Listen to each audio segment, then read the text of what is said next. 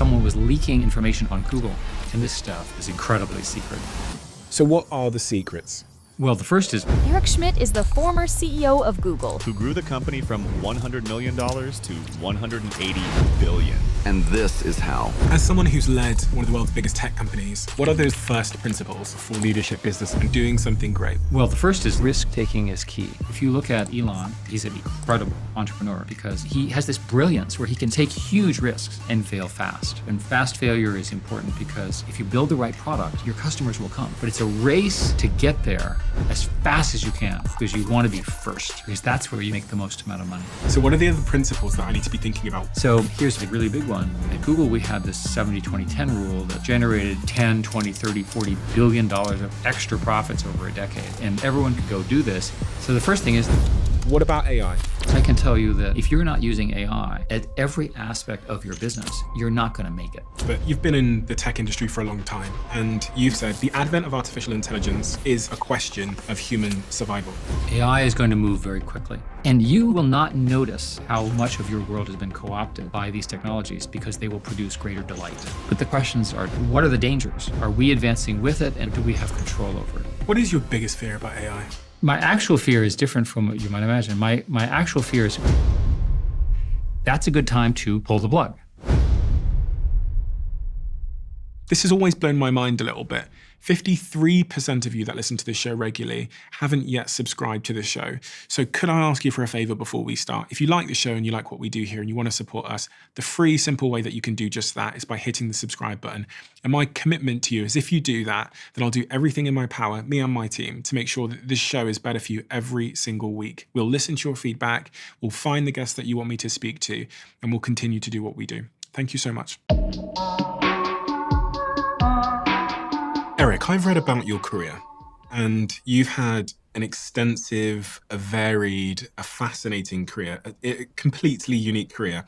And that leads me to believe that you could have written about anything. You know, you've got some incredible books, all of which I've been through over the last couple of weeks here in front of me. I apologize. No, but I mean, these are subjects that I'm just obsessed with. But this book in particular, of all the things you could have written about with the world we find ourselves in, why this? Why Genesis? Well, first, thank you I wanted to be on the show for a long time, so I'm really happy to be able to be here in person in London. Henry Kissinger, Dr. Kissinger, ended up being one of my greatest and closest friends. And 10 years ago, he and I were at a conference where he heard Demis Hassabis speak about AI. And Henry would tell the story that he was about to go catch up on his jet lag, but instead I said, go do this. And he listened to it, and all of a sudden he understood that we were playing with fire, that we were doing something that we did not understand it would have the impact on, and that Henry had been working on this since he was 22 coming out of the army after World War II, and his thesis about Kant and so forth as an undergraduate at Harvard. So all of a sudden, I found myself in a whole group of people who were trying to understand what does it mean to be human in an age of AI? When this stuff starts showing up, how does our life change? How do our thoughts change?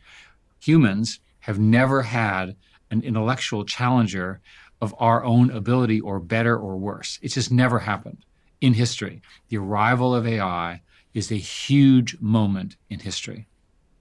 For anyone that doesn't know your story, or maybe just knows your story from sort of Google onwards, can you tell me the sort of inspiration points, the education, the experiences that you're drawing on when you talk about these subjects? Well, like many of the people you meet, as a teenager, I was interested in science. I played with model rockets, model trains, the usual things for a boy in my generation. I was too young to be a video game addict, but I'm sure I would be today if I were that age. I went to college and I was very interested in computers, and they were relatively slow then, but to me they were fascinating.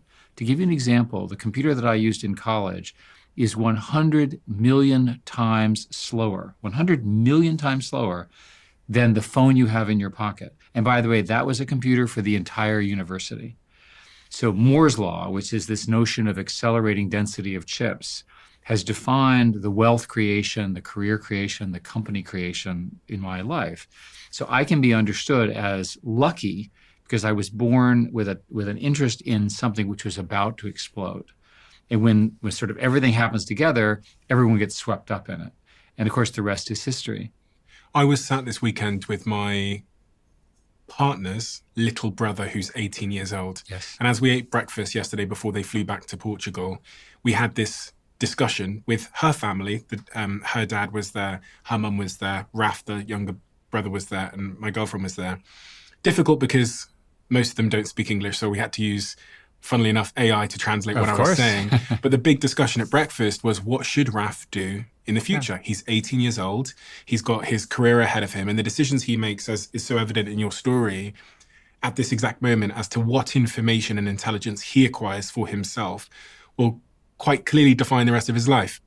If you were sat at that table with me yesterday, when I was trying to give Raf advice on what knowledge he should acquire at 18 years old, what would you have said? And what are the principles that sit behind that? The most important thing is to develop analytical, critical thinking skills. To some level, I don't care how you get there. So if you like math or science, or if you like the law, or if you like entertainment, just think critically. In his particular case, as an 18-year-old, what I would encourage him to do is figure out how to write programs in a language called Python.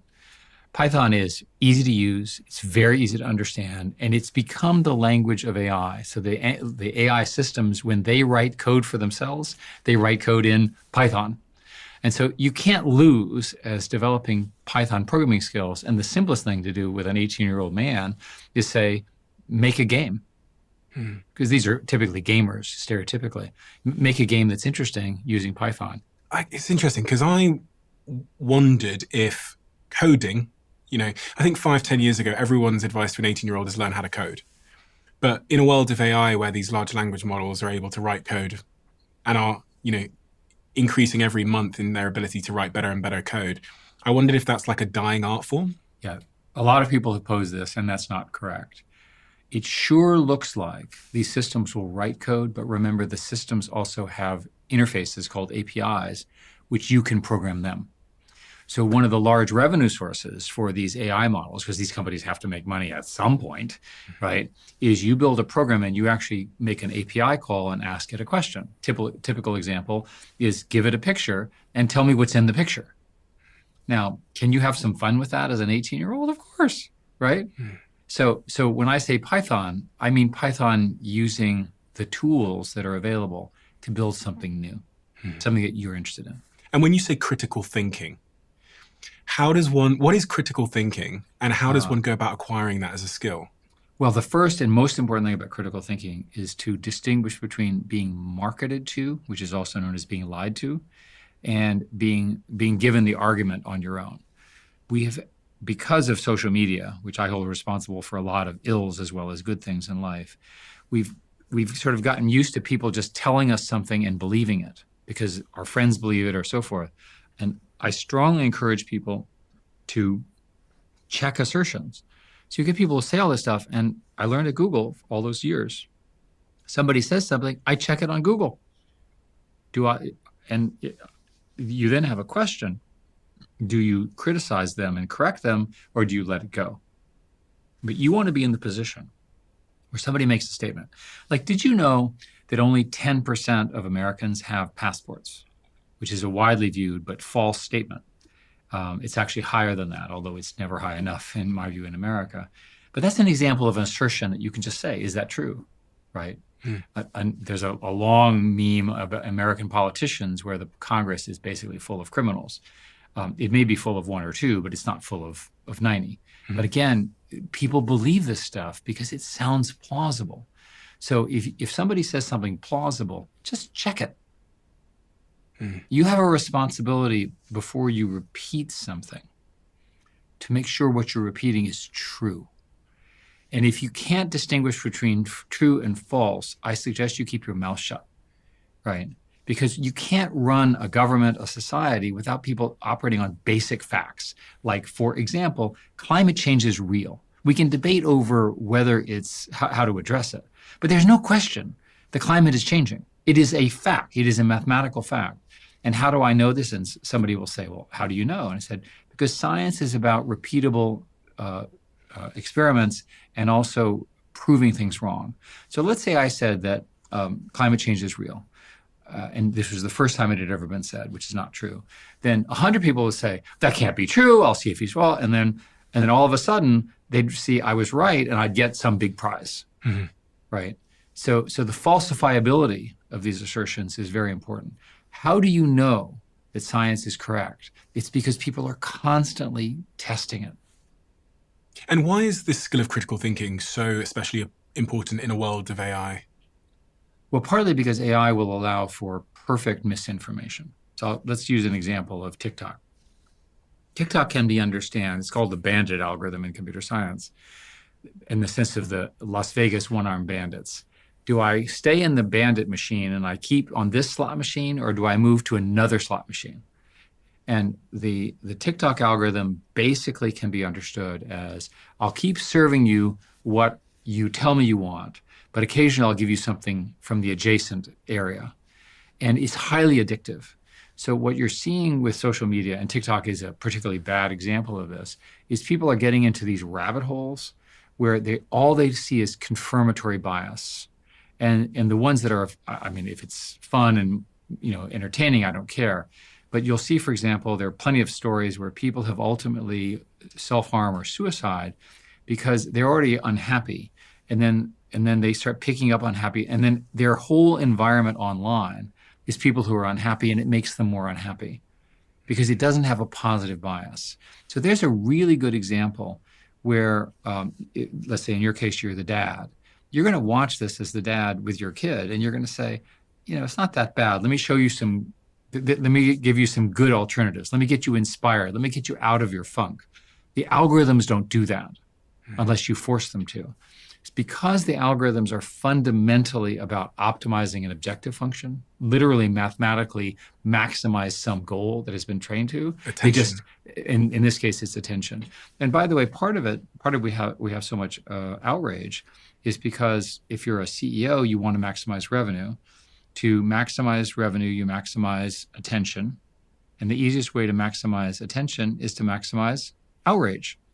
Did you know? Did you know? Did you know? Right? And by the way, a lot of the stuff is not true. They're fighting over scarce attention. There was a recent article where there's an old quote from 1971 from Herb Simon, who's an economist at the time at Carnegie Mellon, who said that economists don't understand, but in the future, the scarcity will be about attention.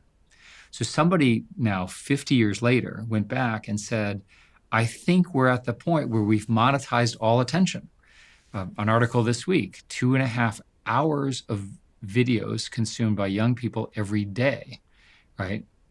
Now, there is a limit to the amount of video you can, because you have to eat and sleep and hang out.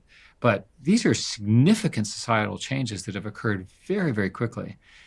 When I was young, there was a great debate as to the benefit of television. And, my argument at the time was, well, yes, we did rock and roll and drugs and all of that, and we watched a lot of television, but somehow we grew up okay, right? So it's the same argument now with a different term. Will those kids grow up okay? It's not as obvious because these tools are highly addictive, much more so than television ever was. Do you think they'll grow up okay? I personally do because I'm inherently an optimist. I also think that society begins to understand the problems. A typical example is there's an epidemic of harm to teenage girls. Girls, as we know, are more advanced than boys at those below 18. And the girls seem to get hit by social media at 11 and 12 when they're not quite capable of handling the rejection and the emotional stuff. And it's driven, emergency room visits, self-harm, and so forth to record levels. It's well documented. So society is beginning to recognize this. Now, schools won't let kids use their phones when they're in the classroom, which is kind of obvious if you ask me. So developmentally, one of the core questions about the AI revolution is what does it do to the identity of children that are growing up? Your values, your personal values, the way you get up in the morning and think about life is now set. It's highly unlikely that an AI will change your programming, but your child can be significantly reprogrammed. And one of the things that we talk about in the book is what happens when the best friend of your child from birth is a computer. What's it like? Now, by the way, I don't know. We've never done it before. But you're running an experiment on 1 billion people without a control, right? And so we have to stumble through this. So at the end of the day, I'm an optimist because we will adjust society with biases and values to try to keep us on a moral, high ground human life. And so you should be optimistic for that because these kids, when they grow up, they'll live to 100, their lives will be much more prosperous. I hope and I pray that there'll be much less conflict. Certainly their lifespans are longer. The likelihood of them being injured in wars and so forth are much, much lower statistically. It's a good message to kids. As someone who's led one of the world's biggest tech companies, if you were the CEO of TikTok, what would you do?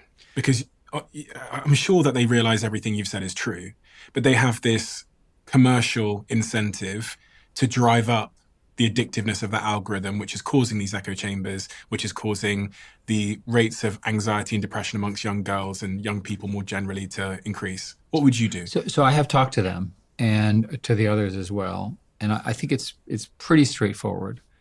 There's sort of good revenue and bad revenue. When we were at Google, Larry and Sergey and I, we would have situations where we would improve quality. We would make the product better. And the debate was, do we take that to revenue in the form of more ads, or do we just make the product better? And that was a clear choice. And I arbitrarily decided that we would take 50% to one, 50% to the other, because I thought they were both important. So, and the founders, of course, were very supportive. So Google became more moral and also made more money, right? All of there's plenty of bad stuff on Google, but it's not on the first page. That was the key thing. The alternative model would be say, let's maximize revenue. We'll put all the really bad stuff, the lies and the cheating and the deceiving and so forth that draws you in and will drive you insane. And we might have made more money, but first it was the wrong thing to do. But more importantly, it's not sustainable. There's a law called Gresham's law. It's a verbal law, obviously, where bad speech drives out good speech. And what you're seeing in online communities, which have always been present with bullying and this kind of stuff. There you've got crazy people, in my view, who are building bots that are lying, right? Misinformation. Now, why do you do that? There was a hurricane in Florida, and people are in serious trouble. And you, sitting in the comfort of your home somewhere else, are busy trying to make their lives more difficult? What's wrong with you? Like, let them get rescued. Human life is important. But there's something about the human psychology where people talk about, there's a German word called Schadenfreude. There's a bunch of things like this that we have to address. I want social media and the online world to represent the best of humanity. Hope, excitement, optimism, creativity, invention, solving new problems, as opposed to the worst. And I think that is achievable. You arrived at Google at 46 years old, 2001? 2001. You had a very extensive career before then, working for a bunch of really interesting companies. Sun Microsystems is one that I know very well. You've worked with Xerox in California as well. Bell Labs was your first sort of real job, I guess, at 20 years old. First sort of big tech job. What did you learn in this journey of your life about what it is to build a great company and what value is as it relates to being an entrepreneur? And people in teams. Like, if there were like a set of first principles that everyone should be thinking about when it comes to doing something great and building something great, what are those like first principles? So the first rule I've learned is that you need a truly brilliant person to build a really brilliant product. And that is not me. I work with them. So find someone who's just smarter than you, more clever than you, moves faster than you, changes the world, is better spoken, more handsome, more beautiful, whatever it is that you're optimizing, and ally yourself with them. Because they're the people who are going to make the world different. In one of my books, we use the distinction between divas and knaves. And a diva, and we use the example of Steve Jobs, who clearly was a diva, opinionated and strong and argumentative and would bully people if he didn't like them, but was brilliant when he was a diva. He wanted perfection. Right, aligning yourself with Steve Jobs is a good idea. The alternative is what we call a knave. And a knave, which you know from British history, is somebody who's acting on their own their own account. They're not trying to do the right thing. They're trying to benefit themselves at the cost of others. And so if you can identify a person in one of these teams, they're just trying to solve the problem in a really clever way. And they're passionate about it and they want to do it. That's how the world moves forward. If you don't have such a person, your company's not going to go anywhere. And the reason is that it's too easy just to keep doing what you were doing, right? And innovation is fundamentally about changing what you're doing. Up until this generation of tech companies, most companies seem to me to be one-shot wonders, right? They would have one thing that was very successful, and then it would sort of, it was typically follow an S-curve, and nothing much would happen. And now I think the people are smarter, people are better educated. You now see repeatable waves. A good example being Microsoft, which is an older company now, founded in basically 81, 82, something like that. So let's call that 45 years old. But they've reinvented themselves a number of times, right, in a really powerful way.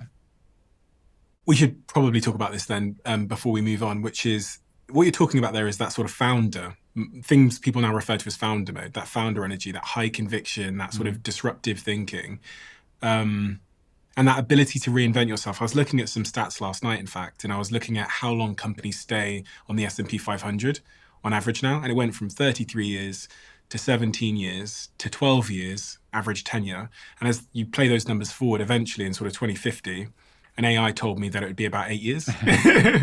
Well, I'm not sure I agree with the founder mode argument. And the reason is that it's great to have a brilliant founder. And there's this, it's actually like more than great. It's like really important. And we need more brilliant founders. Universities are producing these people, by the way. They do exist and they show up every year, another Michael Dell at the age of 19 or 22. These are just brilliant founders. Obviously Gates and Ellison and sort of my generation of brilliant founders, Larry and Sergey and so forth. For anyone that doesn't know who Larry and Sergey are and doesn't know that sort of early Google story, can you give me a little bit of that backstory, but then also introduce these characters called Larry and Sergey for anyone that doesn't know? So Larry Page and Sergey Brin met at Stanford. They were on a grant from, believe it or not, the National Science Foundation as graduate students. And Larry Page invented a algorithm called PageRank, which is named after him. And he and Sergey wrote a paper, which is still one of the most cited papers in the world. And it's essentially a way of understanding priority of information. And mathematically, it was a Fourier transform of the way people normally did things at the time. And so they wrote this code. I don't think they were that good a set of programmers. They sort of did it. They had a computer. They ran out of power in their dorm room, so they borrowed the power from the dorm room next to and plugged it in, and they had their data center in the bedroom, in the dorm. Classic story. And then they moved to a building that was owned by the sister of a girlfriend at the time. And that's how they founded the company. Their first investor was the founder of Sun Microsystems, whose name was Andy Bechtolsheim, who just said, "I'll just give you the money because you're obviously incredibly smart." How much did he give them? $100,000, or maybe maybe it was $1 million. But in any case, it ultimately became many billions of dollars. So it gives you a sense of this early founding is very important. So the founders then set up in this little house in Menlo Park, which ultimately we bought at Google, as a museum. And they set up in the garage, and they had Google World headquarters in neon made, and they had a big headquarters with the 4 employees that were sitting below them and the computer that Larry and Sergey had built. Larry and Sergey were very, very good software people, and obviously brilliant, but they were not very good hardware. And so they built the computers using corkboard to separate the CPUs. And if you know anything about hardware generates a lot of heat, and the corkboard would catch on fire. So eventually, when I showed up, we started building proper hardware with proper hardware engineers. But it gives you a sense of the scrappiness that was so characteristic. And today there are people of enormous impact on society. And I think that will continue for many, many years. Why did they call you in, and at what point did they realize that they needed someone like you? Well, Larry said to me, now they're very young. He looked at me and said, "We don't need you now, but we'll need you in the future." We'll need you in the future. Yeah. So one of the things about Larry and Sergey is that they thought for the long term. So they didn't say Google would be a search company. they said the mission of Google is to organize all the world's information. And if you think about it, that's pretty audacious 25 years ago. Like, how are you going to do that? And so they started with web search. Eventually, and Larry had studied AI quite extensively, and he began to work, and ultimately he acquired, with all of us, obviously, this company called DeepMind here in Britain, which essentially is the first company to really see the AI opportunity. And pretty much all of the things you've seen from AI in the last decade have come from people who were either at DeepMind or competing with DeepMind. Going back to this point about principles then, before we move further on, as it relates to building a great company, what are some of those founding principles? We have lots of entrepreneurs that listen to the show. One of them you've expressed is this need for the divas, I guess, these people who are just very high conviction and can kind of see into the future. What are the other principles that I need to be thinking about when I'm scaling my company? Well, the first is to think about scale. I think a current example is look at Elon. Elon is an incredible entrepreneur and an incredible scientist. And if you study how he operates, he gets people by, I think, sheer force of personal will to overperform, to take huge risks, which somehow he has this brilliance where he can make those trade-offs and get it right. So these are exceptional people. Now, in our book with Genesis, we argue that you're going to have that in your pocket. But as to whether you'll have the judgment to take the risks that Elon does, that's another question. One of the other ways to think about it is an awful lot of people talk to me about the companies that they're founding, and they're a little widget. Like, I want to make the camera better, I want to make the dress better, I want to make book publishing cheaper, or so forth. These are all fine ideas. I'm interested in ideas which have the benefit of scale. And when I say scale, I mean the ability to go from 0 to infinity in terms of the number of users and demand and scale. There are plenty of ways of thinking about this, but what would be such a company in the age of AI? Well, we can tell you what it would look like. It would have apps, one on Android, one on iOS, maybe a few others. Those apps will use powerful networks, and they'll have a really big computer in the back that's doing AI calculations. So future successful companies will all have that, right? Exactly what problem it solves, well, that's up to the founder. But if you're not using AI at every aspect of your business, you're not going to make it. And the distinction as a programming matter is that when I was doing all of this way back when, you had to write the code. Now AI has to discover the answer. It's a very big deal. And of course, a lot of this was invented at Google, 10 years ago. But basically, all of a sudden, analytical programming, which is sort of what I did my whole life, writing code and, do this, do that, add this, subtract this, call this, so forth and so on, is gradually being replaced by learning the answer, right? So for example, we use the example of language translation. The current large language models are essentially organized around predicting the next word. Well, if you can predict the next word, you can predict the next sequence in biology. You can predict the next action. You can predict the next thing the robot should do. So all of this stuff around large language models and deep learning, it has come out. The Transformer paper, GPT-3, ChatGPT, which for most people was this huge moment, is essentially about predicting the next word and getting it right. In terms of company culture and how important that is for the success and prospects of a company, how do you think about company culture and how significant and important is it? And like, when and who sets it? So it's almost always set, company cultures are almost always set by the founders. I happen to be on the board of the Mayo Clinic.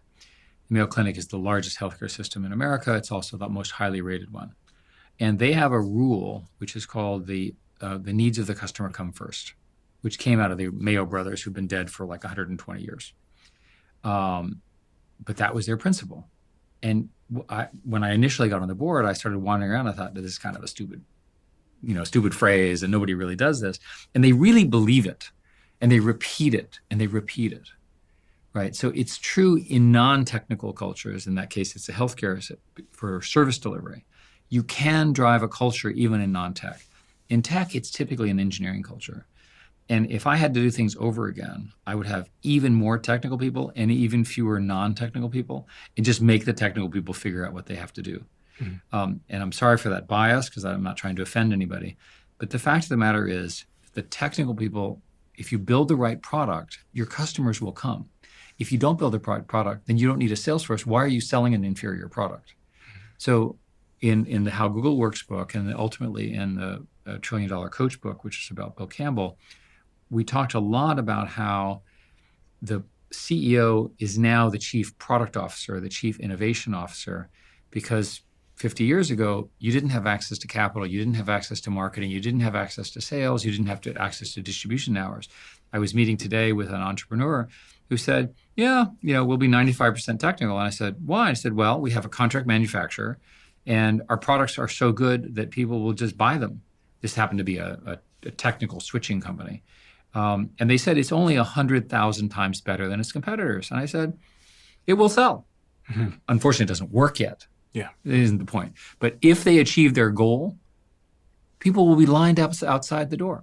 So as a matter of culture, you want to build a technical culture with values about getting the product to work, right? And working is not another thing you do with engineers, is you say, they make a nice presentation to you and they go, oh, I said, that's very interesting. But I'm not your customer.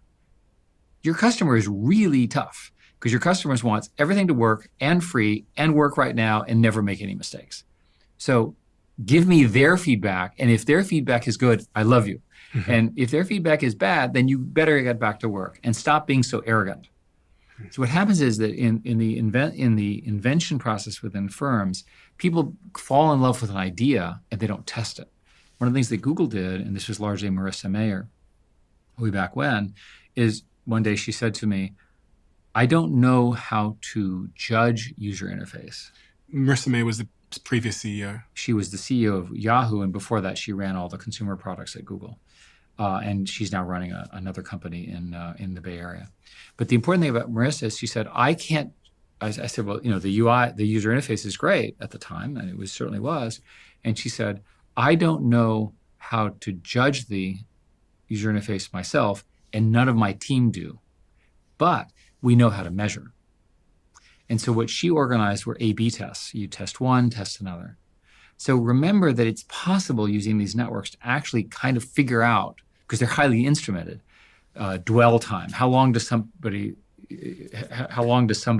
watch this? How important it is. If you go back to how TikTok works, one of the signals that they use include the amount of time you watch, commenting, forwarding, sharing, all of those kinds of things. And those, you can understand those as analytics that go into an AI engine that makes a decision as to what to do next, what to make viral. And on this point of culture at scale, is it right to expect that the culture changes as the company scales? Because you came into Google, I believe, when they were doing sort of $100 million in revenue, and you left when they were doing, what was it, 180 billion or something? Staggering. Yeah. But is it right to assume that the culture of a growing company should scale from when there was 10 people in that garage to when there's 100? So when I go back to Google to visit, and they were kind enough to give me a badge and treat me well, of course, I hear the echoes of this.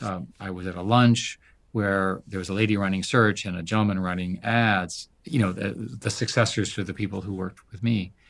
And I asked them, what's it going? And they said the same problems. The same problems have not been solved, but they're much bigger. And so when you go to a company, I suspect, I was not near the founding of Apple, but I was on the board for a while. The founding culture you can see today in their obsession about user interfaces, their obsession about being closed and their privacy and secrecy. It's just a different company, right?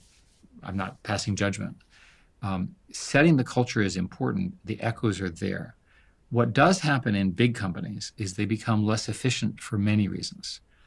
The first thing that happens is they become conservative because they're public and they have lawsuits. And a famous example is that Microsoft, after the antitrust case in the 90s, became so conservative in terms of what it could launch that it really missed the web revolution for a long time. They have since recovered. And I, of course, was happy to exploit that as a competitor to them when we were at Google. But the important thing is when big companies should be faster because they have more money and more scale. They should be able to do things even quicker. But in my industry anyway, the tech startups that have a new, clear idea tend to win because the big company can't move fast enough to do it. Another example, we had built something called Google Video. I was very proud of Google Video. And David Drummond, who was the general counsel at the time, came in and said, you have to look at this YouTube people. I said, like, why? Right? Who cares? And it turns out they're really good and they're more clever than your team. And I said, that can't be true. Typical arrogant Eric. And we sat down and we looked at it, and they really were quicker, even though we had an incumbent. And why? It turns out that the incumbent was operating under the traditional rules that Google had, which was fine. And the competitor, in this case YouTube, was not constrained by that. They could work at any pace and they could do all sorts of things, intellectual property and so forth. Ultimately, we were sued over all of that stuff, and we ultimately won all those suits. But it's an example where there are these moments in time where you have to move extremely quickly. You're seeing that right now with generative technology. So the AGI, the generative revolution, generate code, generate videos, generate text, generate everything. All of those winners are being determined in the next 6, 12 months. And then once the slope is set, once the growth rate is quadrupling every 6 months or so forth, it's very hard for somebody else to come in. So it's a race to get there as fast as you can. So when you talk to the great venture capitalists, they're fast, right? We'll look at it, we'll make a decision tomorrow, we're done, we're in, and so forth. And we want to be first because that's where they make the most amount of money. So we were talking before you arrived, I was talking to Jack about this idea of like harvesting and hunting. So harvesting what you've already sowed and hunting for new opportunities. But I've always found it's quite difficult to get the harvesters to be the hunters at the same time. So harvesting and hunting is a good metaphor. I'm interested in entrepreneurs. And so what we learned at Google was ultimately, if you want to get something done, you have to have somebody who's entrepreneurial in their approach in charge of a small business. And so, for example, Sundar, when he became CEO, had a model of which were the little things that he was going to emphasize and which were the big things.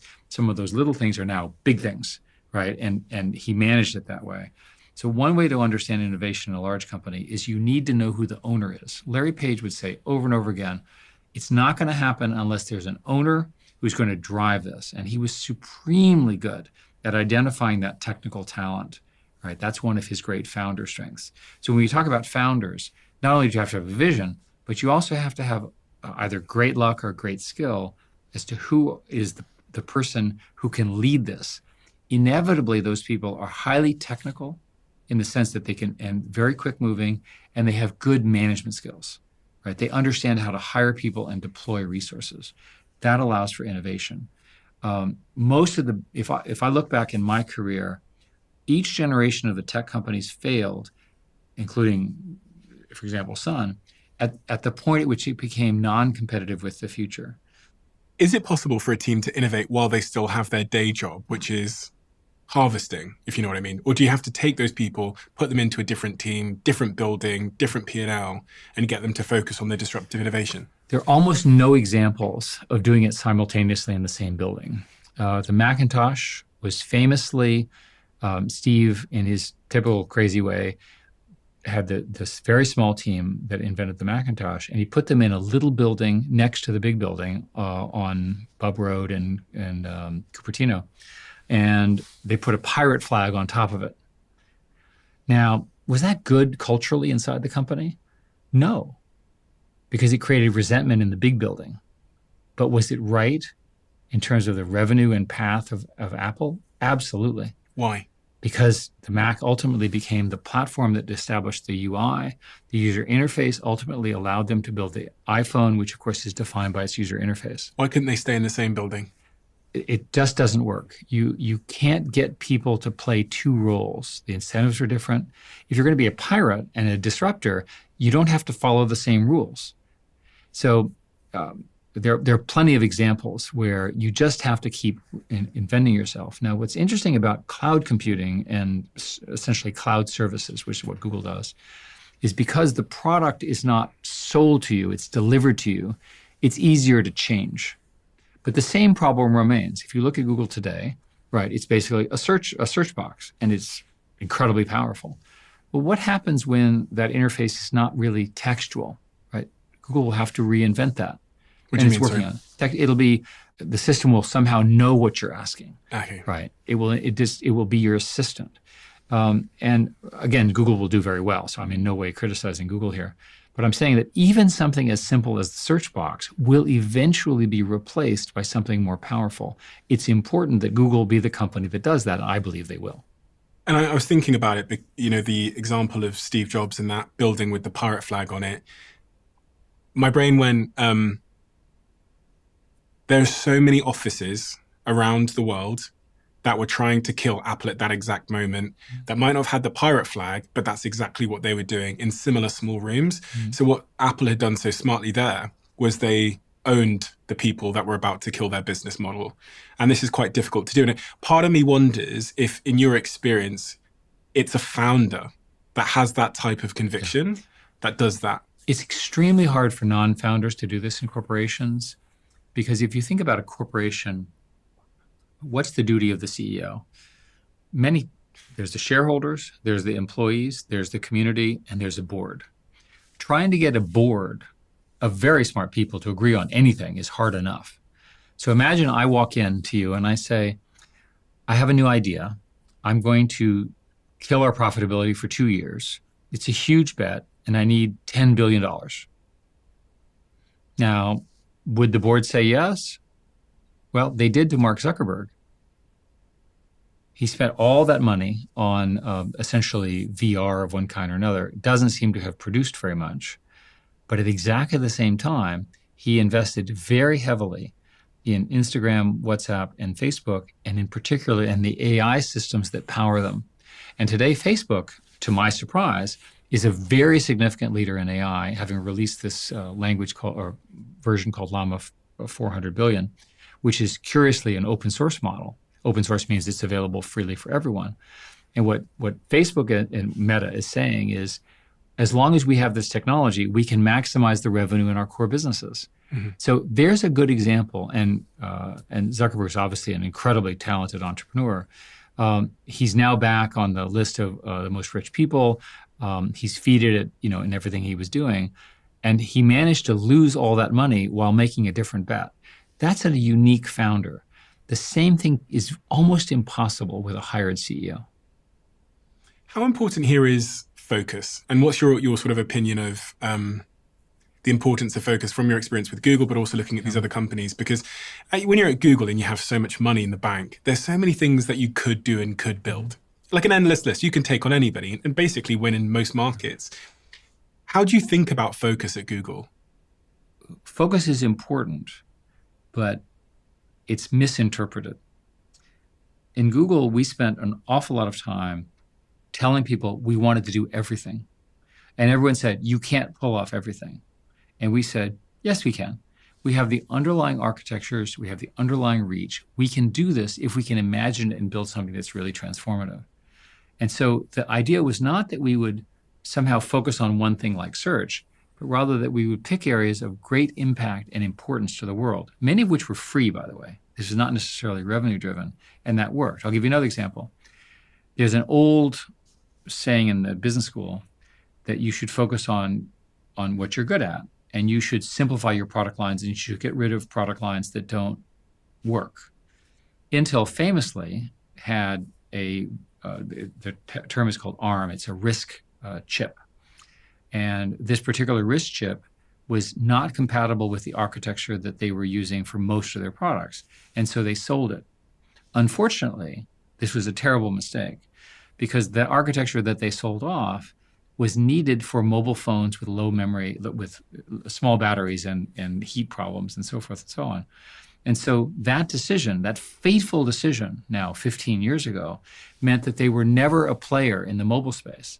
And once they made that decision, they tried to take their expensive and complex chips, and they kept trying to make cheaper and smaller versions. But the core decision, which was to simplified to the wrong outcome. Today, if you look at, I'll give you an example, the NVIDIA chips use an ARM CPU and then these two powerful GPUs. It's called the B200. They don't use the Intel chip. They use the ARM chip because it was, for their needs, faster. It would never have predicted that 15 years ago. So at the end, maybe it was just a mistake. But maybe they didn't understand in the way they were organized as a corporation that ultimately battery power would be as important as computing power, right? The amount of battery you use. And that was the discriminant. So one way to think about it is if you're going to have these sort of simple rules, you better have a model of what happens in the next 5 years. So the way I teach this is just write down what it'll look like in 5 years. Just try. What will look like in 5 years? Your company? Or your... Whatever it is, right? So let's talk about AI. What will be true in 5 years? That it's going to be a lot smarter than it is now. It'll be a lot smarter. But how many companies will there be in AI? Will there be 5 or 5,000 or 50,000? 50,000? How many big companies will there be? Will there be new companies? What will they do? Right? So I just told you my view is that eventually you and I will have our own AI assistant, which is a polymath, which is incredibly smart, which helps us guide through the information overload that it is today. Who's going to build it? Make a prediction. What kind of hardware will it be on? Make a prediction. How fast will the networks be? Make a prediction. Write all these things down and then have a discussion about what to do. What is interesting about our industry is that when something like the PC comes along or the internet, and I lived through all of these things, they are such broad phenomena that they really do create a whole new lake, a whole new ocean, whatever metaphor you want. Now, people said, well, wasn't that crypto? No. Crypto is not such a platform. Crypto is not transformative to daily life for everyone. People are not running around all day using crypto tokens rather than currency. Crypto is a specialized market. By the way, it's important and it's interesting. It's not a horizontal transformative market. The arrival of alien intelligence in the form of savants that you use is such a transformative thing because it touches everything. It touches you as a producer, as a star, as a narrative. It touches me as an executive. It will ultimately help people make money in the stock market. People are working on that. There's so many ways in which this technology is transformative. To start, in your case, when you think about your company, whether it's little, itty bitty or a really big one, it's fundamentally how will you apply AI to accelerate what you're doing, right? In your case, for example, here you have, I think, the most successful show in the UK by far, right? So how will you use AI to make it more successful? Well, you can ask it to distribute you more, right? To make narratives, to summarize, to come up with new insights, to suggest, to have fun, to create contests. There are all sorts of ways that you can ask AI. I'll give you a simple example.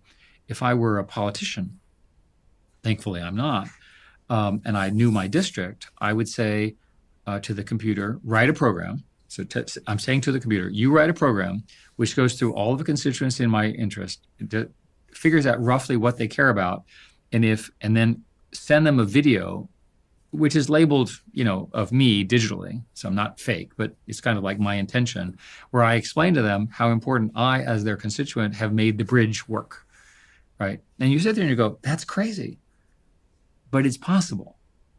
Now, politicians have not discovered this yet, but they will. Because ultimately, politicians are around a human connection, and the quickest way to have that communication is to be on their phone, talking to them about something that they care about. When ChatGPT first launched and they sort of scaled rapidly to 100 million users, there was all these articles saying that the founders of Google had rushed back in and it was a crisis situation at Google and there was panic. And there was two things that I thought. First is that true? And second thing was, how did Google not come to market first with a ChatGPT style product? Well, remember that Google also, that's the old question of why did you not do Facebook? Well, the answer is we were doing everything else, right? So my defensive answer is that Google has 8 or 9 or 10 billion user clusters of activity, which is pretty good, right? It's pretty hard to do, right? I'm very proud of that. I'm very proud of what they're doing now. My own view is that what happened was Google was working in the engine room, and a team out of OpenAI figured out a technology called RLHF. And what happened was when they did GPT-3, and the T is transformer, which was invented at Google. When they did it, they had sort of this interesting idea, and then they sort of casually started to use humans to make it better. And RLHF refers to the fact that you use humans at the end to do A/B tests, where humans can actually say, well, this one's better, and then the system learns recursively from human training at the end. That was a real breakthrough, right? And I joke with my OpenAI friends that you were sitting around on Thursday night, and you turn this thing on, and you go, holy crap, look how good this thing is. It was a real discovery, right, that none of us expected. Certainly I did not. And once they had it, the OpenAI people, Sam and Mira and so forth, we'll talk about this, they didn't really understand how good it was. They just turned it on. And all of a sudden they had this huge success disaster because they were working on GPT-4 at the same time. It was an afterthought. And it's a great story because it just shows you that even the brilliant founders do not necessarily understand how powerful what they've done is. Now today, of course, you have GPT-4o, basically a very powerful model from OpenAI. You have Gemini 1.5, which is clearly roughly equivalent, if not better, in certain areas. The Gemini is more multimodal, for example.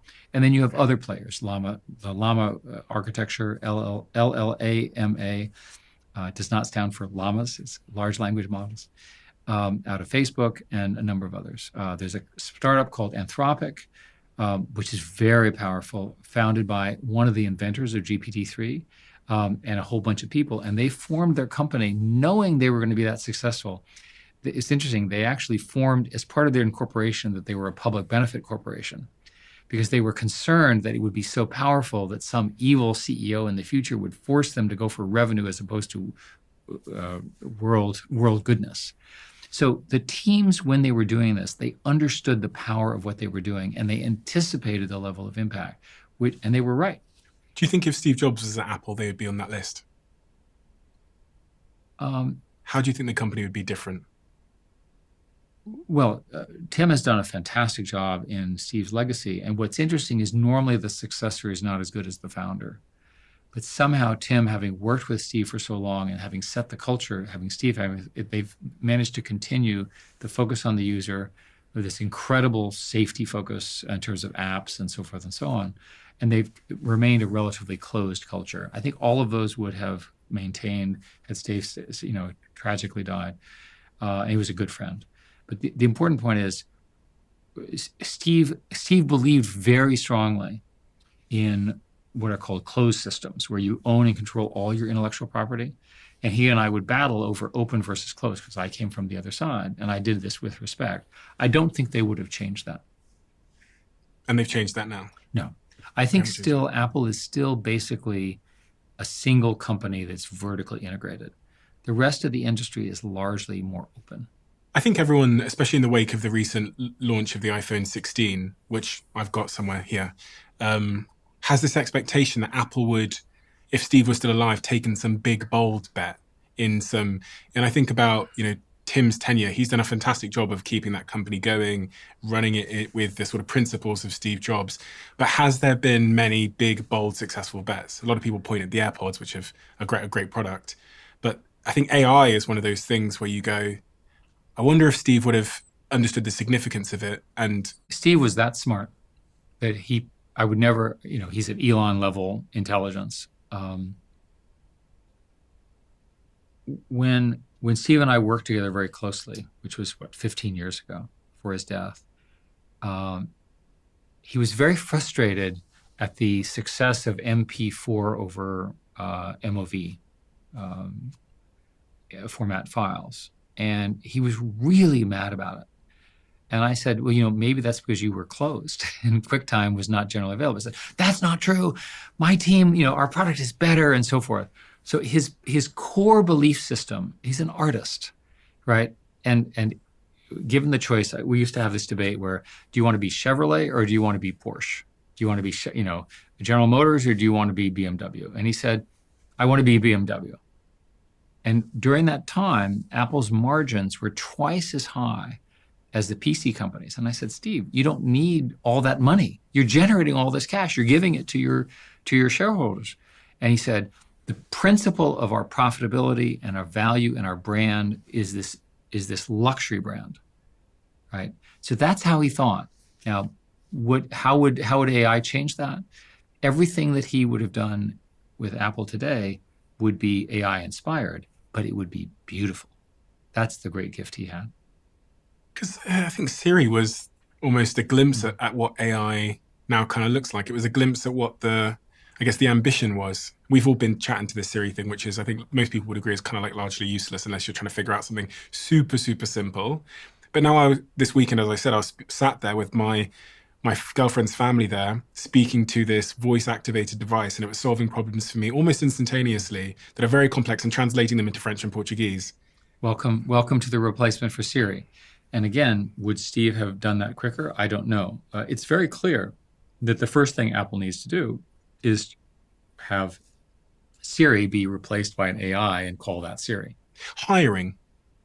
We're doing a lot of hiring in our companies at the moment, and we're going back and forward on what the most important principles are when it comes to hiring, making lots of mistakes sometimes, getting things right sometimes. What do I need to know as an entrepreneur when it comes to hiring? Startups, by definition, are huge risk takers. You have no history, you have no incumbency, you have all these competitors by definition, and you have no time. So in a startup, you want to prioritize intelligence and quickness over experience and sort of stability.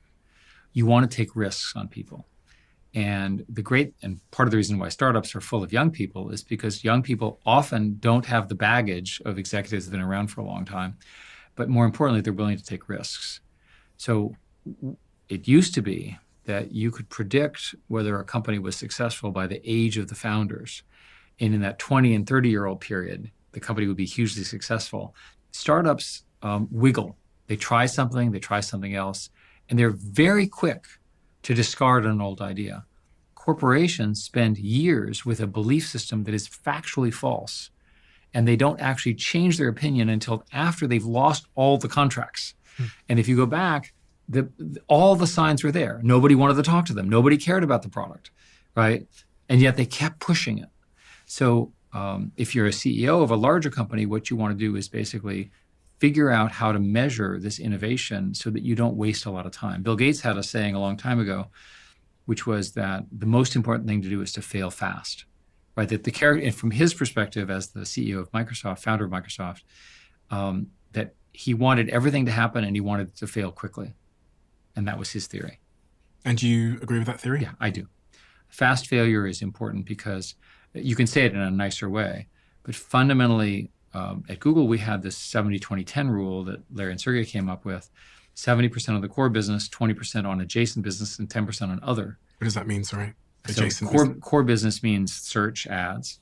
Adjacent business means something that you're trying, like a cloud business or so forth. And the 10% is some new idea. So Google created this thing called Google X. The first product it built was called Google Brain, which was one of the first machine learning architectures. This actually precedes DeepMind. Google Brain was used to power the AI system. Google Brain's team of 10 or 15 people generated 10, 20, 30, $40 billion of extra profits over a decade. So that pays for a lot of failures, right? Then they had a whole bunch of other ideas that seemed very interesting to me that didn't happen for one or another, and they would cancel them. And and then the people would get reconfigured. And one of the great things about Silicon Valley is it's possible to spend a few years on a really bad idea and get canceled, if you will, and then get another job having learned all of that. My joke is the best CFO is one who's just gone bankrupt, because the one thing that CFO is not going to let happen is to go bankrupt again. Yeah. Well, on this point of culture as well, Google, as such a big company, must experience a bunch of microcultures. One of the things that I've kind of studied it as a cautionary tale is the story of TGIF at Google, which was this sort of weekly all hands meeting where employees could ask the executives whatever they wanted to. And the articles around it say that it was eventually sort of changed or cancelled because it became unproductive. It's more complicated than that. Okay. So Larry and Sergey started TGIF, which I obviously participated in, and we had fun. There was a sense of humor. It was all off the record. A famous example is the VP of sales, whose name was Omid, was always predicting lower revenue than we really had, which is called sandbagging. So we got a sandbag and we made him stand on the sandbag in order to present his numbers. It was just fun, humorous. We had skits and things like that. At some size, you don't have that level of intimacy and you don't have a level of privacy. And what happened was there were leaks. Eventually, there was a presentation, I don't remember the specifics, where the presentation was ongoing and someone was leaking the presentation live to a reporter. And somebody came on stage and said, "We have to stop now." I think that was the moment where the company got sort of too big. I heard about a story that, because from what I had understood, this might be totally wrong, but it's all just things that Google employees have told me, was that there wasn't many sackings, firings at Google. There wasn't many layoffs. It wasn't really a culture of layoffs. And I guess in part that's because the company was so successful that it didn't have to make those extremely, extremely tough decisions that we're seeing a lot of companies make today. I reflect on Elon's running of Twitter. When he took over Twitter, the story goes that he went to the top floor and basically said, anyone who's willing to work hard, is committed to these values, please come to the top floor, everyone else you're fired. This sort of extreme culture of culling and people being sort of activists at work. And I wanted to know if there's any truth in that. There's some. In Google's case, we had a position of why lay people off? Just don't hire them in the first place. It's much, much easier. And so in my tenure, the only layoff we did was 200 people in the sales structures right after the 2000 epidemic. And I remember it as being extremely painful, right? It was the first time we had done it. So we took the position, which is different at the time, that you shouldn't have an automatic layoff. What would happen is that there was a belief at the time that every 6 months or 9 months, you should take the bottom 5% of your people and lay them off. Problem with that is you're assuming the 5% are correctly identified. And furthermore, even the lowest performers have knowledge and value to the corporation that we can take it. So we took a very much more positive view of our employees, and the employees liked that. And we obviously paid them very well and so forth and so on. I think that the cultural issues ultimately have been addressed. But there was a period of time where there were, because of the freewheeling nature of the company, there were an awful lot of internal distribution lists which had nothing to do with the company. What does that mean? They were distribution lists on topics of war, peace, politics, so forth. What's a distribution list? A distribution is like an email. Think of it as a message board. Okay. Roughly speaking, think of it as message boards for employees. And I remember that at one point somebody discovered that there were 100,000 such message boards.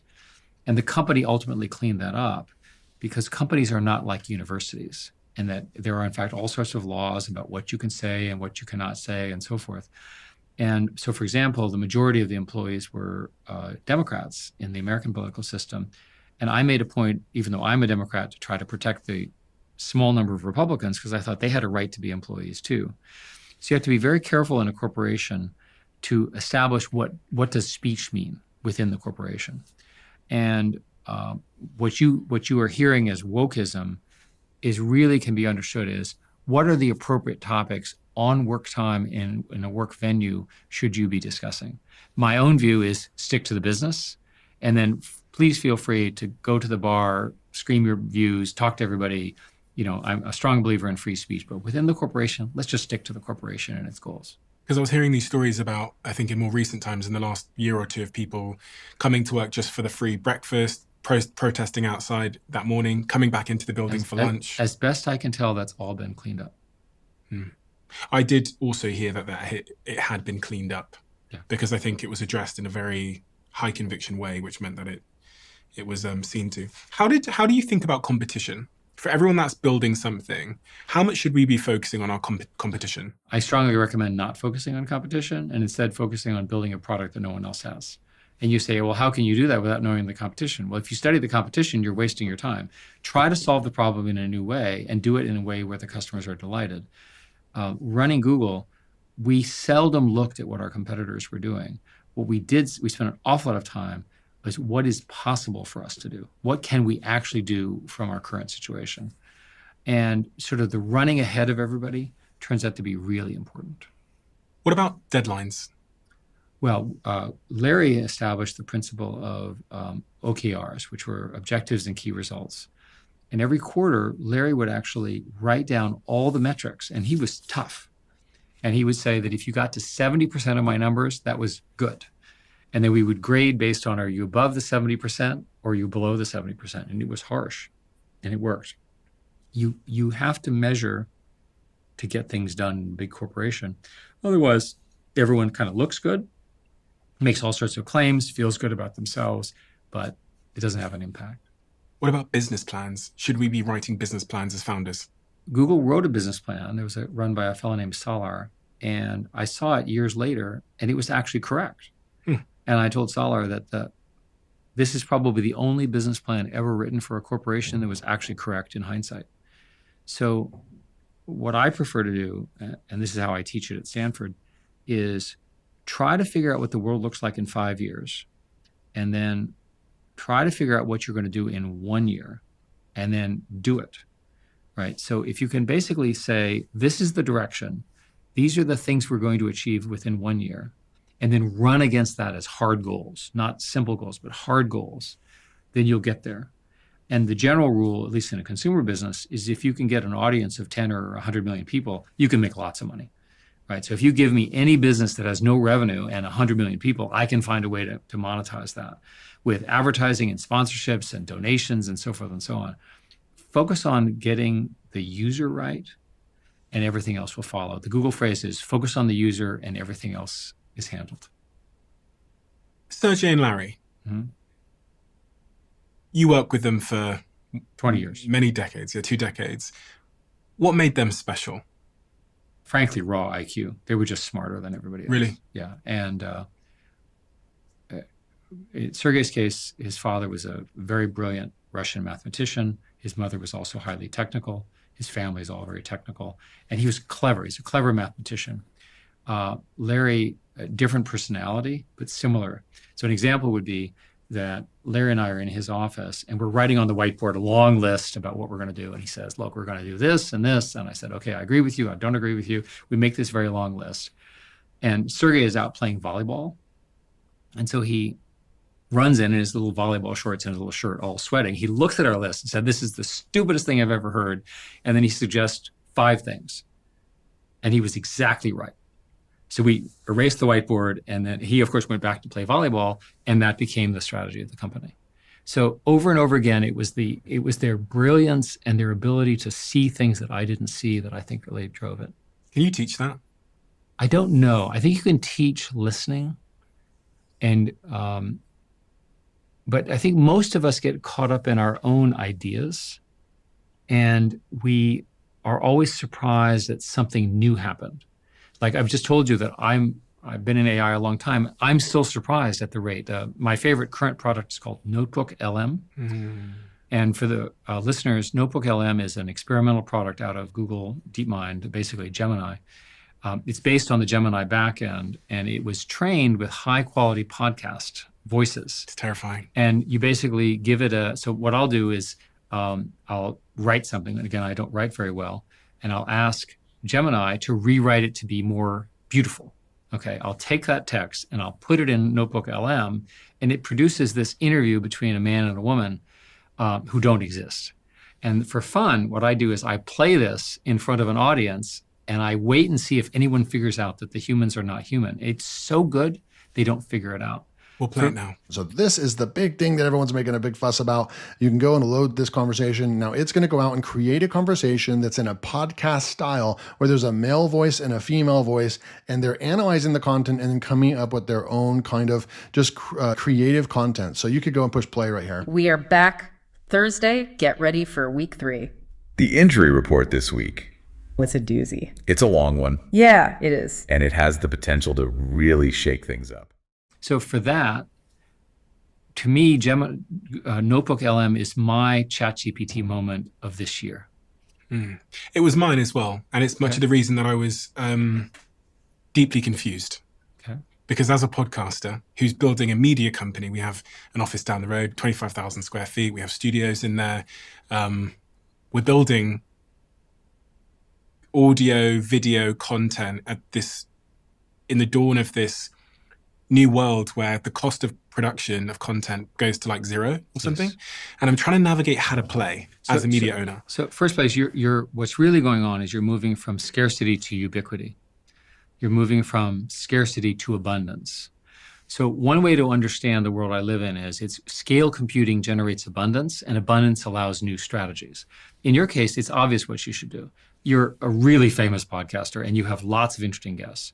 Simply have this fake set of podcasts criticize you and your guests, right? You're essentially just amplifying your reach.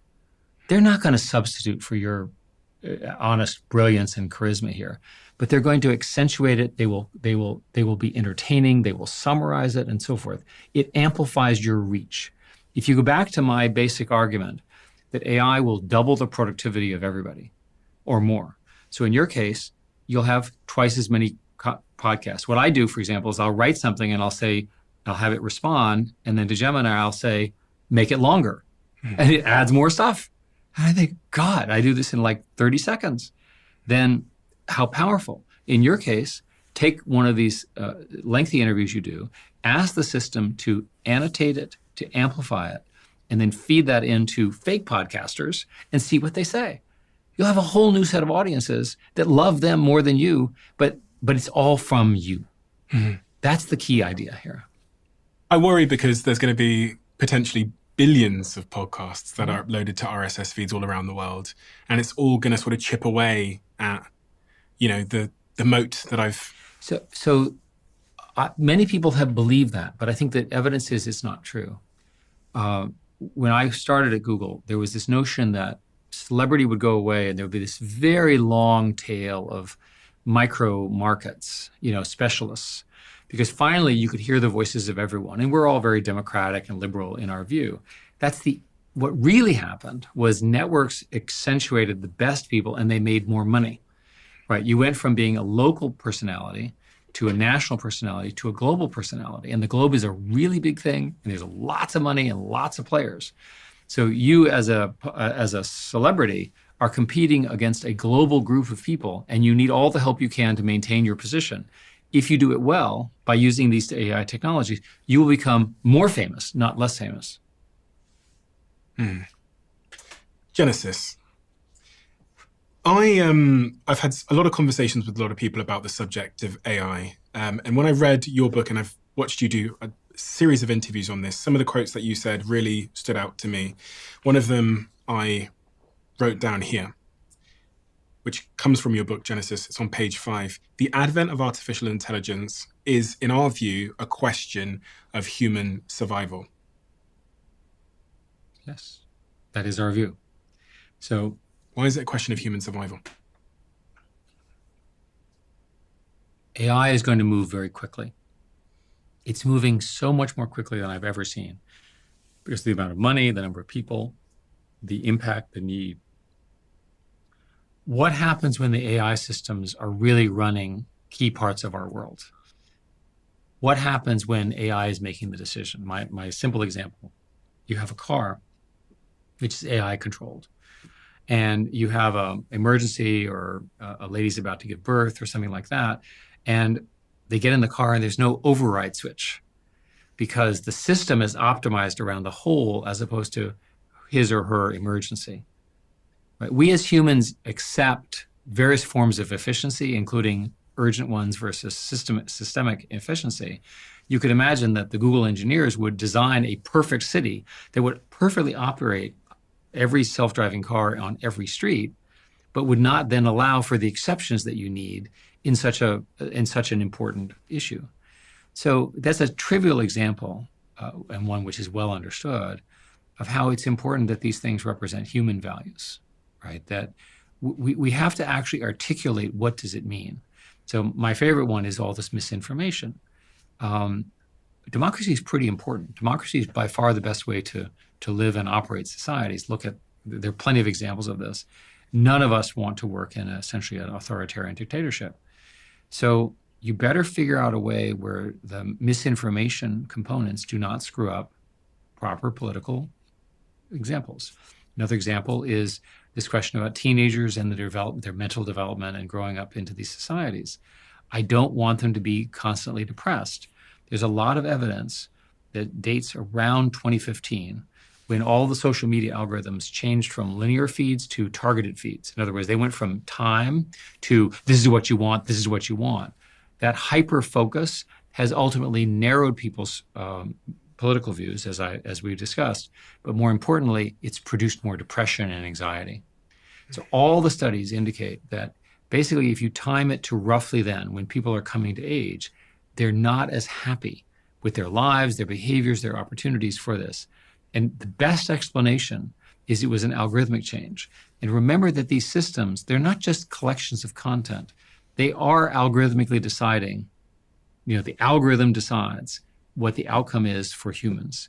We have to manage that. What we say in many different ways in the book is that you have sort of a choice of whether the algorithms will advance. That's not a question.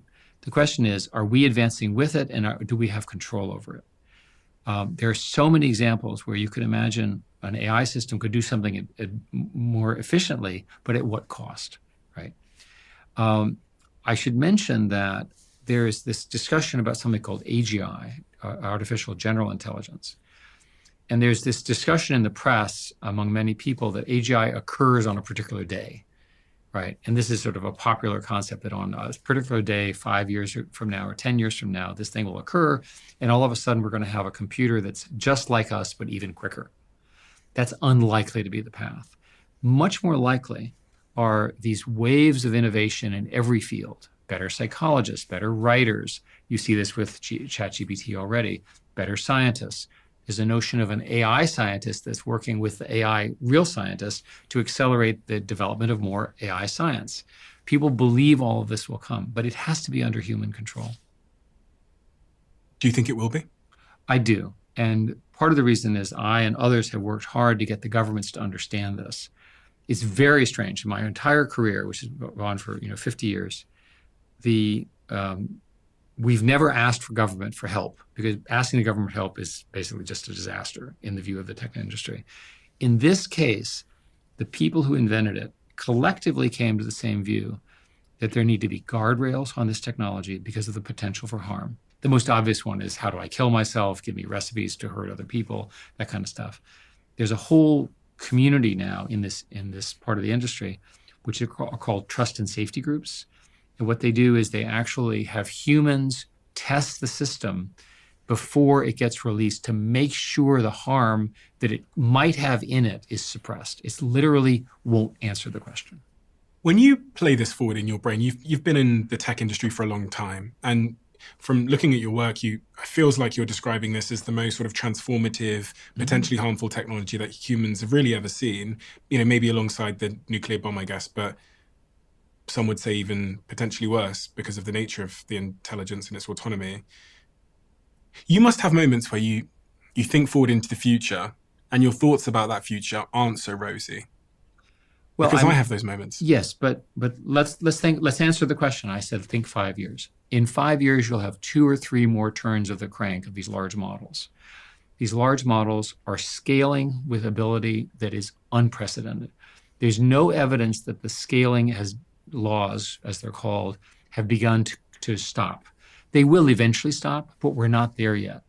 Each one of these cranks looks like it's a factor of 2, factor of 3, factor of 4 of capability.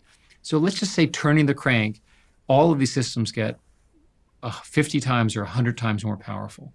In and of itself, that's a very big deal, because those systems will be capable of physics and math. You see this with O.1 and OpenAI. All the other things that are occurring. Now, what are the dangers? Well, the most obvious one is cyber attacks.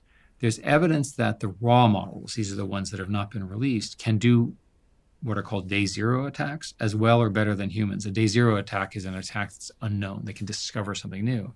And how do they do it? They just keep trying, because they're computers and they have nothing else to do. They don't sleep, they don't eat, they just turn them on and they just keep going. So cyber is an example where everybody's concerned. Another one is biology. Viruses are relatively easy to make, and you can imagine coming up with really bad viruses. There's a whole team. I'm part of a commission. We're looking at this to try to make sure that doesn't happen. I already mentioned misinformation. Another probably negative, but we'll see, is the development of new forms of warfare. I've written extensively on how war is changing. And the way to understand historic war is that it's stereotypically the soldier with the gun, on one side and so forth, World War trenches. You see this, by the way, in the Ukraine fight today, where the Ukrainians are holding on valiantly against the Russian onslaught. But it's sort of, mano a mano, man against man, sort of all of the stereotypes of war. So in a drone world, which is the fastest way to build new robots is to build drones, you'll be sitting in a command center in some office building connected by a network, and you'll be doing harm to the other side while you're drinking your coffee, right? That's a change in the logic of war. And it's applicable to both sides. I don't think anyone quite understands how war will change, but I will tell you that in the Russia-Ukraine war, you're seeing a new form of warfare being invented right now, right? Both sides have lots of drones. Tanks are no longer very useful. A $5,000 drone can kill a $5 million tank. So it's called the kill ratio. So basically it's drone on drone. And so now people are trying to figure out how to have one drone destroy the other drone, right? This will ultimately take over war and conflict in our world in total. You mentioned raw models. This is a concept that I don't think people understand exists. The idea that there's some other model that's the raw model that is capable of much worse than the thing we play with on our computers every day. It's important to establish how these things work. So the way these algorithms work is they have complicated training things where they suck all the information in, and we currently believe we've sort of sucked all of the written word that's available. It doesn't mean there isn't more, but we've literally done such a good job of sucking everything that humans have ever written. It's all in these big computers. And when I say computers, I don't mean computers. I mean supercomputers with enormous memories, and the scale is mind-boggling. And of course, there's this company called NVIDIA, which makes the chips, which is now one of the most valuable companies in the world, surprisingly so incredibly successful because they're so central to this revolution, and good for Jensen and his team. So the important thing is, when you do this training, it comes out with a raw model, right? It takes 6 months, and you wait 24 hours a day. You can watch it. It gets close to, there's a measurement that they use called the loss function. When it gets to a certain number, they say, good enough. So then they go, what do we have, right? What do we do, right? So the first thing is, let's figure out what it knows. So they have a set of tests, and of course it knows all sorts of bad things, which they immediately then tell it not to answer. To me, the most interesting question is, in over a 5-year period, these systems will learn things that we don't know they learn. How will you test for things that you don't know they know? The answer in the industry is that they have incredibly clever people who sit there and they literally fiddle with the networks and say, I'm gonna see if it knows this. I'll see if it can do this. And then they make a list and they say, that's good, that's not so good, right? So all of these transformations, so for example, you can show it a picture of a website and it can generate the code to generate a website. All of those were not expected. They just happened. It's called emergent behavior. Scary. Scary, but exciting. And so far, the systems have held. The governments have worked well. These trust and safety groups are working here in the UK. 1 year ago was the first trust and safety conference. The government did a fantastic job. The team that was assembled was the best of all the country teams here in the UK. Now what's happening is these are happening around the world. The next one is in France in early February, and I expect a similarly good result. Do you think we're going to have to guard, I mean, you talk about this, but do you think we're going to have to guard these raw models with guns and tanks and machinery and stuff? I worked for the Secretary of Defense for a while. In Google, you could spend 20% of your time on other things. So I worked for the Secretary of Defense to try to understand the US military. And one of the things that we did is we visited a plutonium factory. Plutonium is incredibly dangerous and incredibly secret. And so this particular base is inside of another base. So you go through the first set of machine guns, and then you have a normal thing. And then you go into the special place with even more machine guns, and even because it's so secure. So the metaphor is, do you fundamentally believe that the computers that I'm talking about will be of such value and such danger that they'll have their own data center with their own guards, which of course might be computer guards. But the important thing is that it's so special that it has to be protected in the same way that we protect nuclear bombs and and programming. An alternative model is to say that this technology will spread pretty broadly, and there'll be many such places. If it's a small number of groups, the governments will figure out a way to do deterrence, and they'll figure out a way to do non-proliferation. So I'll make something up. I'll say there's a couple in China, there's a few in the US, there's one in Britain. Of course, we're all tied together between the US and Britain, and maybe in a few other places. That's a manageable problem. On the other hand, let's imagine that that power is ultimately so easy to copy that it spreads globally, and it's accessible to, for example, terrorists. Then you have a very serious proliferation problem, which is not yet solved. This is, again, speculation. Because I think a lot about adversaries in China and Russia and Putin. And I know you talk about them being a few years behind, maybe 1 or 2 years behind, but they're eventually going to get there. They're eventually going to get to the point where they have these large language models or these AIs that can do these day zero attacks on our nation. And they don't have the same sort of social incentive structure if they're a communist country to protect and to guard against these things. Are you not worried about what China's going to do? I am worried, and I'm worried because you're going into a space of great power without fully defined boundaries. What Kissinger, and we talk about this in the book, the Genesis book is fundamentally about what happens to society with the arrival of this new intelligence. And the first book we did, Age of AI, was right before ChatGPT. So now everybody kind of understands how powerful these things are. We talked about it. Now you understand it. So once these things show up, who's going to run them? Who's going to be in charge? How will they be used? So from my perspective, I believe, at the moment anyway, that China will behave relatively responsibly. And the reason is that it's not in their interest to have free speech. In every case in China, when they have a choice of giving freedom to their citizens or not, they choose non-freedom. And I know this because I spent all that time dealing with it. So it sure looks to me like the Chinese AI solution will be different from the West because of that fundamental bias against freedom of speech. Because these things are noisy. They make a lot of noise. They'll probably still make AI weapons, though. Well, on the weapon side, you have to assume that every new technology is ultimately strengthened in a war. The tank was invented in World War I. At the same time, you had the initial forms of airplanes. Much of the Second World War was an air campaign, which essentially built many, many things. And if you look at there's a book called Freedom's Forge about the American structure. According to the book, they ultimately got to the point where they could build 2 or 3 airplanes a day at scale. So in an emergency, nations have enormous power. I get asked all the time if anyone's going to have a job left to do, because this is the disruption of intelligence. And whether it's people driving cars today, I mean, we saw the Tesla announcement of the robo-taxis, whether it's accountants, lawyers, and everyone in between, or podcasters. Are we going to have jobs left? Well, this question has been asked for 200 years. There were the Luddites here in Britain way back when.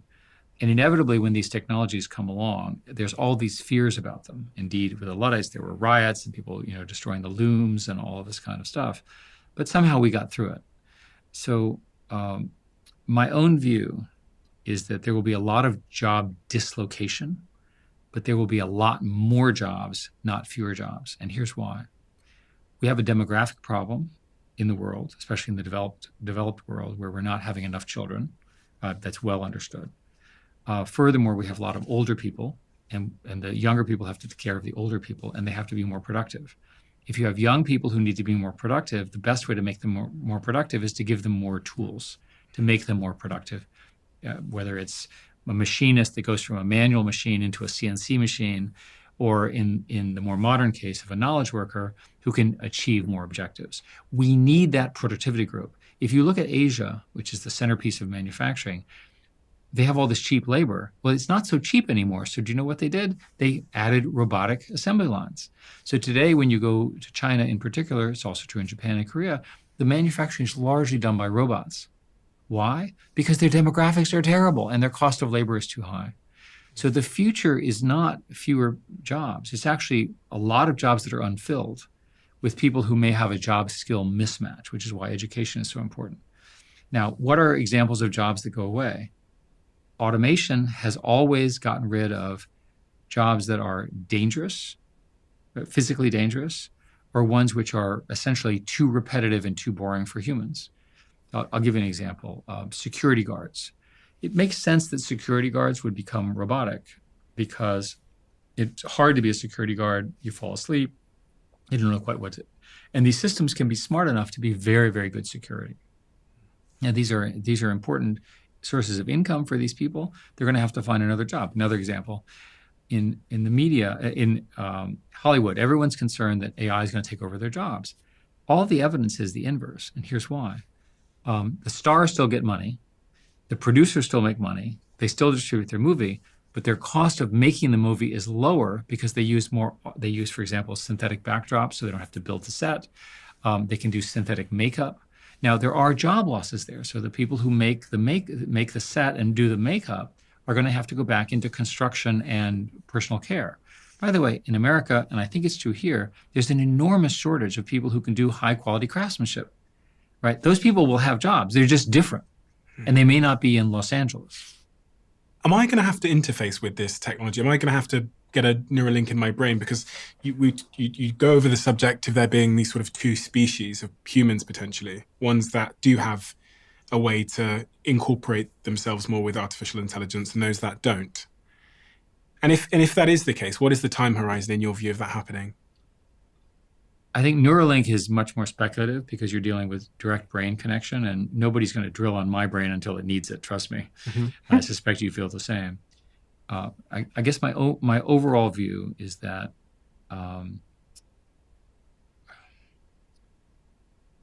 you will not notice how much of your world has been co-opted by these technologies because they will produce greater delight.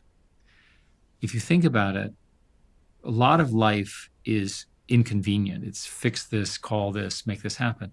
AI systems should make all that seamless. You should be able to wake up in the morning and have coffee and not have a care in the world and have the computer help you have a great day. This is true of everyone. Now, what happens to your profession? Well, as we said, no matter how good the computers are, people are going to want to care about other people. Another example, let's imagine you have Formula One and you have Formula One with humans in it, and then you have a robot Formula One, where the cars are driven by the equivalent of a robot. Mm-hmm. Is anyone going to go to the robotic Formula One?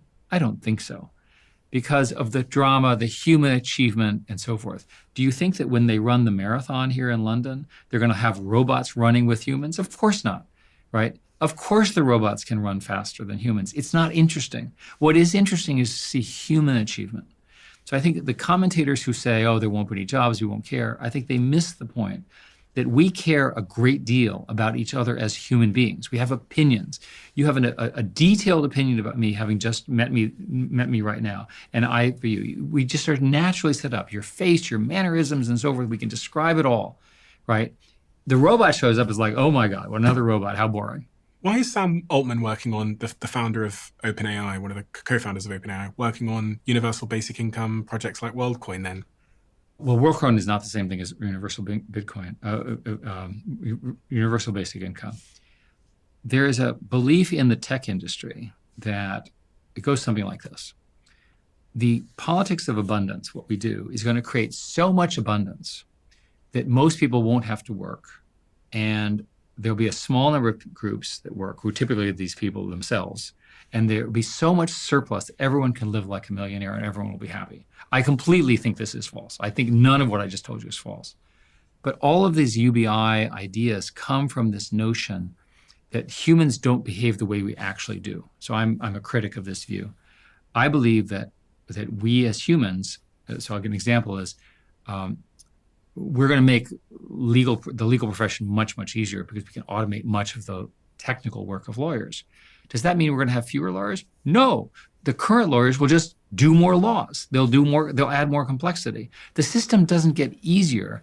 The humans become more sophisticated in their application of the principles. We are naturally, basically, we have this thing called reciprocal altruism. That's part of us, but we also have our bad sides as well. Those are not going away because of AI. When I think about AI, this simple analogy I often think of is, say my IQ is Stephen Bartlett is 100, and there's this AI that sat next to me whose IQ is 1,000. What on earth would you want to give Stephen to do? Because that 1,000 IQ would have really bad judgment in a couple cases. Because remember that the AI systems do not have human values unless it's added, right? I would much rather talk to you about something involving a moral or human judgment, even with the 1,000. I wouldn't mind consulting it. So tell me the history. How was this resolved in the past? How are these? But at the end of the day, in my view, the core aspects of humanity, which have to do with morals and judgment and beliefs and charisma, they're not going away. Is there a chance that this is the end of humanity? No. The way humanity dies is it's much harder to eliminate all of humanity than you think.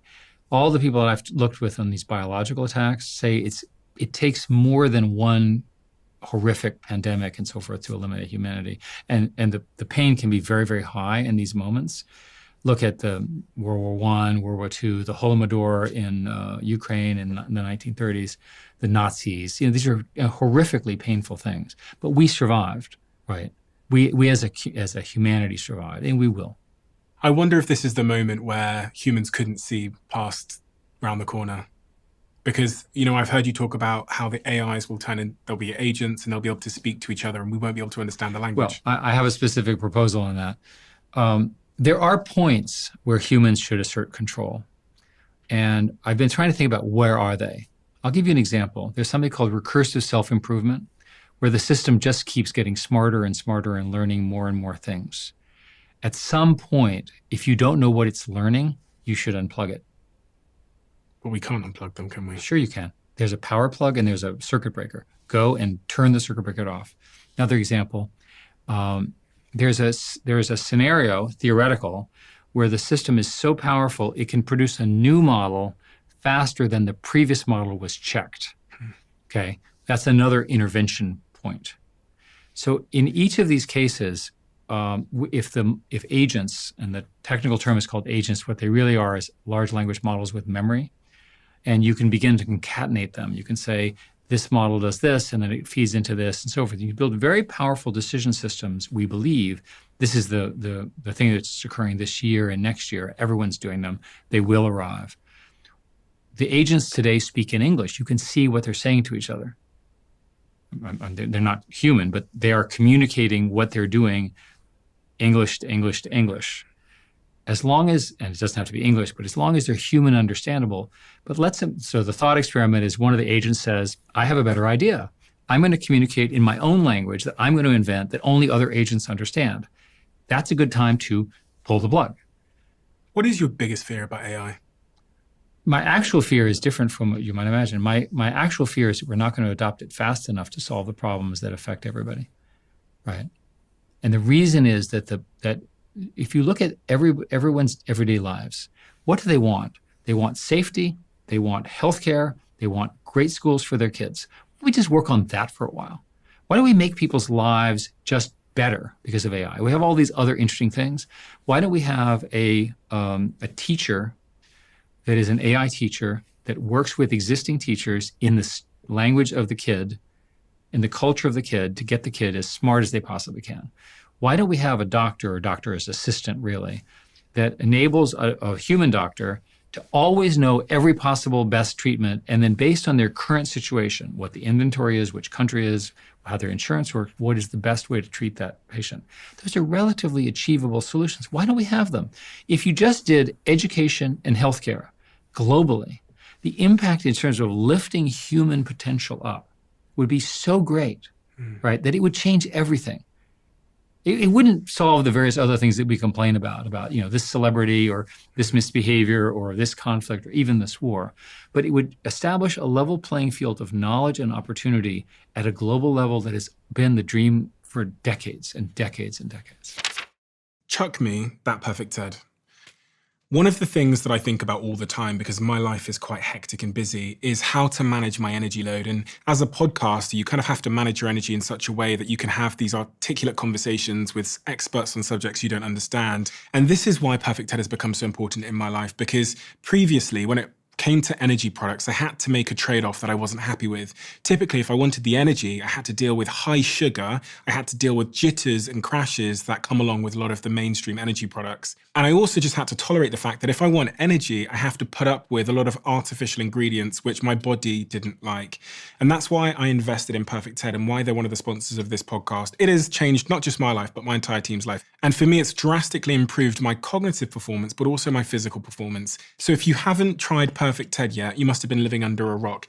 Now is the time. You can find Perfect TED at Tesco and Waitrose or online where you can enjoy 40% off with code DIARY40 at checkout. Head to perfectted.com.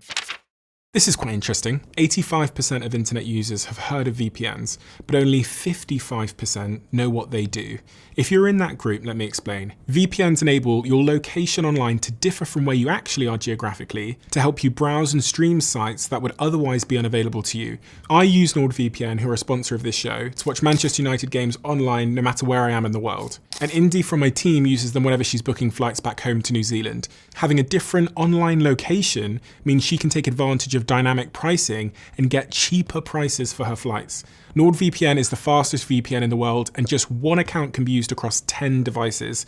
And they've shared a generous offer for my listeners, a discount and 4 additional months free on a 2-year plan. It's also completely risk-free with Nord's 30-day money-back guarantee. So head to nordvpn.com/DOAC or click the link in the description below.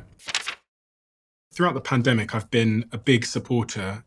It was a contrarian view, but I think it's now less of a contrarian view, that companies and CEOs need to be clear in their convictions around how they work. And one of the things that I've been criticized a lot for is that I'm for having people in a room together.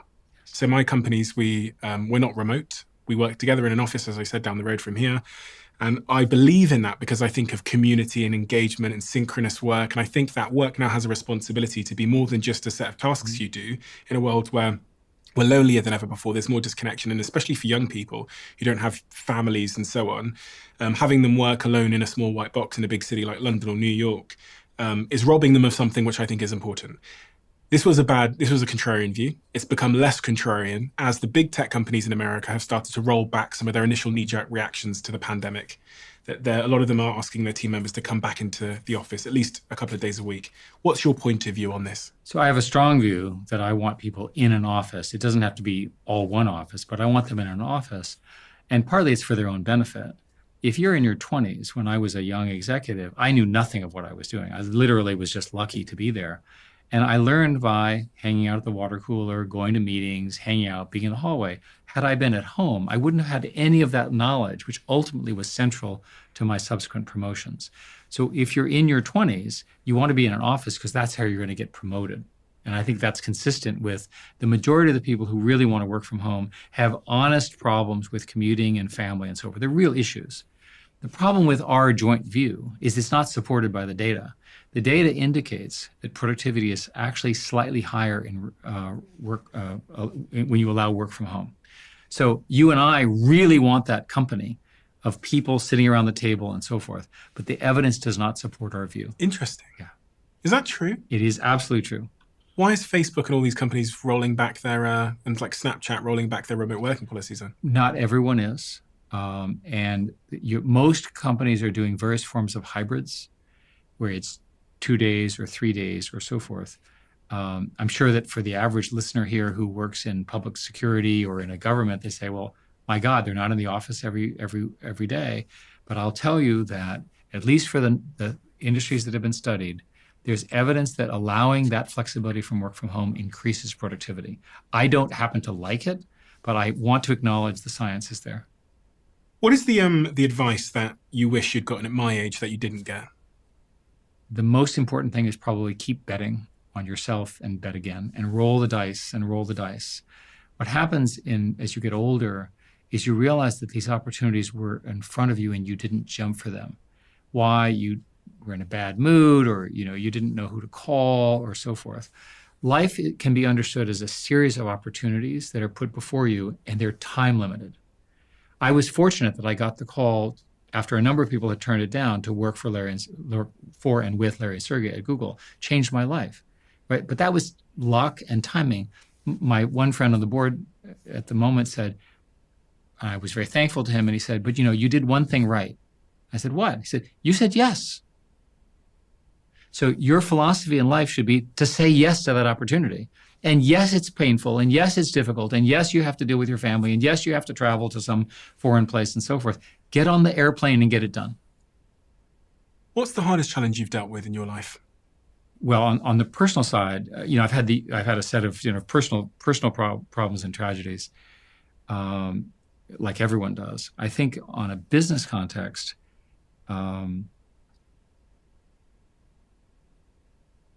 there were moments at Google where we had control over an industry that we didn't execute well. The most obvious one is social media. At the time when Facebook was founded, we had a system which we called Orkut, which was really, really interesting. And somehow we did everything well, but we missed that one, right? And I would have preferred, and I'll take responsibility for that. We have a closing tradition on this podcast where the last guest leaves a question for the next guest, not knowing who they're going to be leaving it for. And the question left for you is, what is your non-negotiable, something you do that significantly improves everyday life?